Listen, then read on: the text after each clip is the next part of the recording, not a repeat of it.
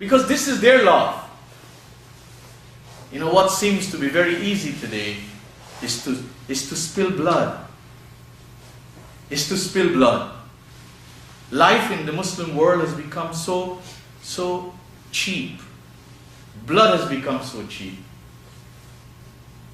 And I looked at these things and I can see, this is my conviction, this is my research, that Muslims are in a crisis of leadership. They don't have leaders. They don't have leaders at the international level, and they don't have leaders locally. Because you cannot court culture and tradition and at the same time want to hold the guidance of Allah in one hand. We are balancing with different things. One hand we hold the book of Allah, and most of the time we hold that how?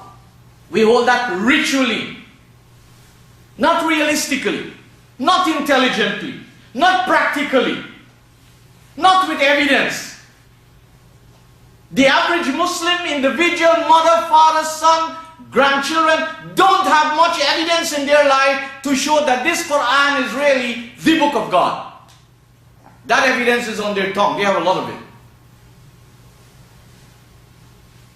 So Imam in the Qur'an is not a ritual leader.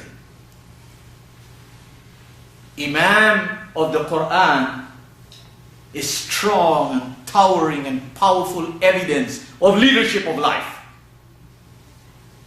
If you are an Imam of your own life, then your life will demonstrate the power and the leadership that you take charge of your life. Many people are not Imams of their own life. Figuratively, they have rings in their nose and people pull them in different directions, but they don't really see it. Or like puppet on a string. Ask them why they do that. Ask them why they don't do that.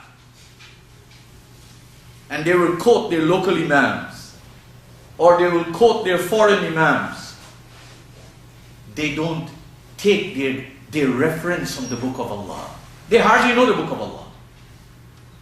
They are told the book of Allah, you can read it, it's too hard for you.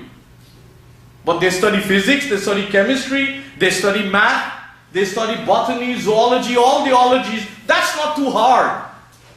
But to study the book of Allah, they get a nice excuse. That's not for you.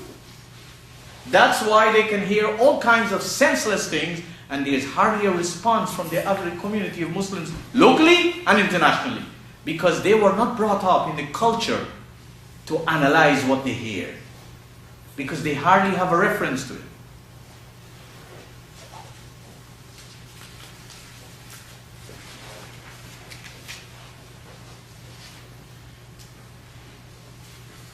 The Qur'an gives us some other examples of the roles of Imams. It tells us in chapter 21 verse 73, talking about the mighty messengers of Allah. People who stood tall, figuratively speaking. That doesn't mean they were very tall. People who stood tall in the annals of human society. They were people who stood out. Not because they had sweet qiraat, not because they follow certain social norms of appearances. So you make this one an Imam instead of that one.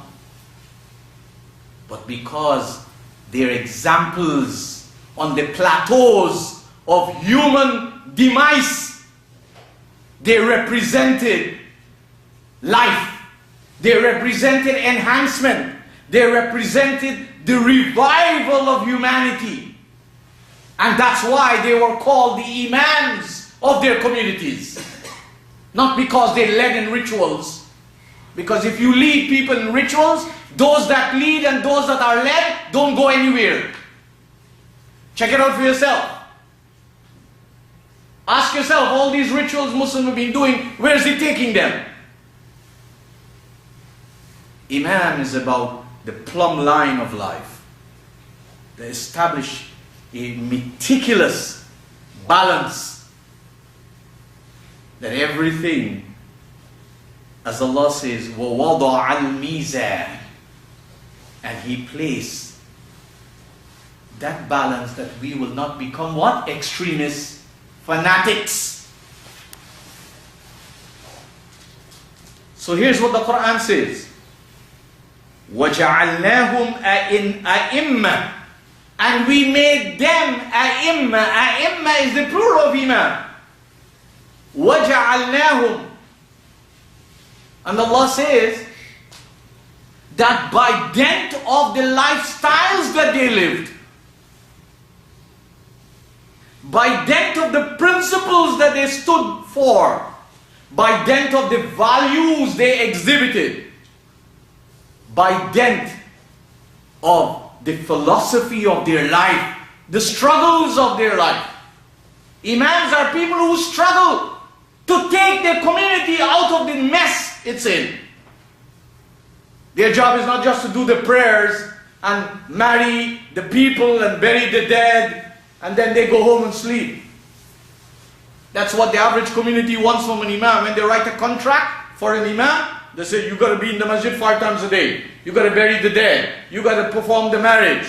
You know, this is you get what you pay for. The community gets what it pays for. It pays for ritualists and it gets ritualists. You don't get leadership unless you pay for leadership. And you search for leadership and you believe in leadership. You want somebody to lead you in rituals, there's plenty. There's no shortage. I always tell many people sometimes when they come to me, I said, you know, I'm not the regular type. There's a million other types. Maybe that's what you're looking for. When I talk to you, I'll make your brains roll. Because my brains are rolling. That's what life is all about. So the Qur'an tells us, وَجَعَلْنَاهُمْ أَئِمَّةً يَهْدُونَ بِأَمْرِنَا. You see that? That's one of the great characteristics of a leader. Any leader. If he's the head of a school, which you call principal, is he head of an organization, whether chairman, president, whatever you call him, the head of a municipality, a mayor, the head of the province, the premier, the head of the country, prime minister, or a republic, the president, these individuals have got to be leaders. They have got to lead their society where? Lead them out of darkness into light. Otherwise all these leaders are quacks. And you check it for yourself, how many leaders you know that lead people out of the darkness into light. We are living in society where you have a lot of quacks. In the political field and in the religious field. Because we are not people of reality. We want these religious leaders to do for us what we don't have time to do for ourselves. So make a dua for me, Sheikh. Make a dua for me, Imam. Make a dua for my mother. Make a dua for my father. This is the kind of religion we inherited from our cultures. And we brought the same backwardness in Canada and in North America. We don't realize that we are the ones who should make dua for ourselves. And that the du'as we make should not be just noises or expressions.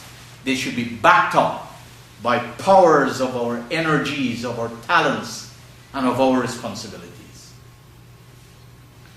So, the Qur'an says that it made those prophets and those messengers by dint of their character and dint of their hard work and their struggles and their examples and their track record, that they took society out of the doldrum, those who wanted to get out.